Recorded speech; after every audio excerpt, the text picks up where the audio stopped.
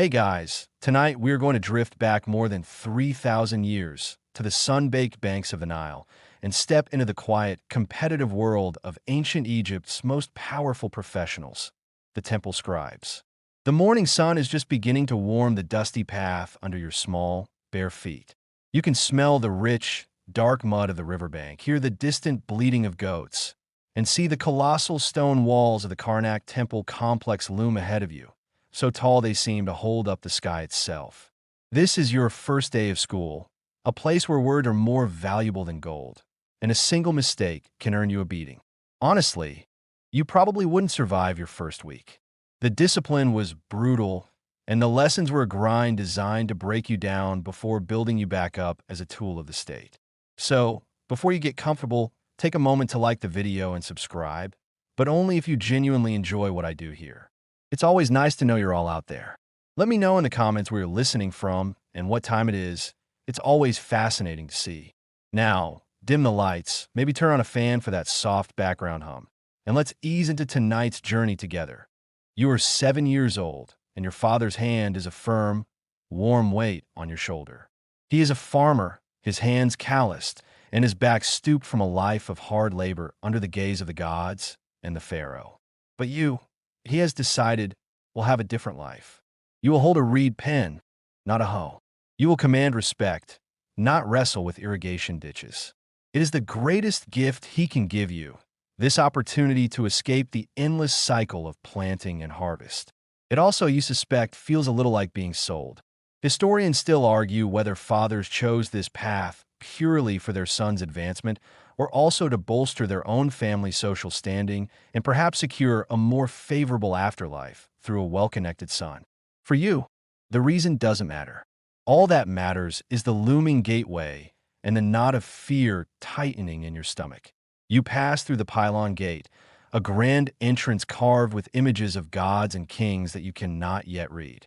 The air inside the temple precinct feels different, cooler, quieter, heavier. The chaotic noise of the city fades, replaced by a low, resonant hum of chanting from some distant chamber and the soft sweeping of a broom against stone. Your father leads you not into the grand halls of worship, but to a smaller, less ornate building tucked away to the side. This is the Per-Ankh, the House of Life. It sounds lovely, like a place of gentle learning and philosophy. It is not. It is a factory, and its product is literate, obedient men. Standing at the entrance is a man who seems impossibly old. His head is shaved, his face is a web of wrinkles, and his simple white linen kilt is immaculately clean. He is the master scribe, your new teacher.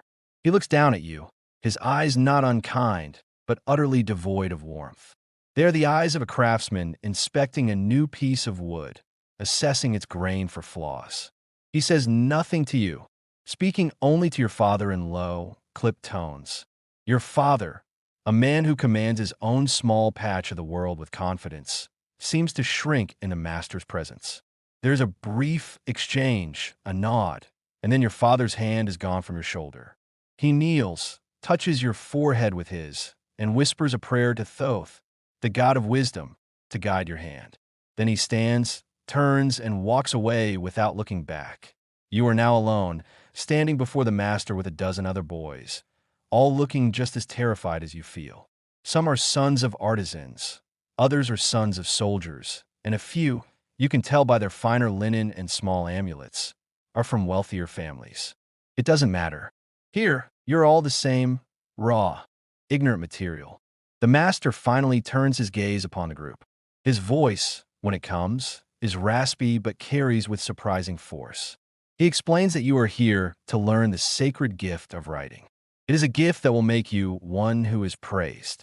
It will save you from the back-breaking labor of the fields, the dangerous work of the quarry, and the grime of the craftsman's workshop. He paints a picture of a life of ease and respect. But there's a catch. The Egyptian word for to teach, sebate, is the very same word used for to punish. This is not a coincidence, and the master makes that clear. He holds up a thin, flexible stick. The ear of a boy is on his back, he says, reciting a common proverb. He listens when he is beaten. A gentle shiver runs through the group of boys. There's a certain dry humor in the Egyptian worldview, an acceptance of harsh reality that feels both pragmatic and a little bleak. This school has a very clear, no refunds policy, payable in welts on your skin.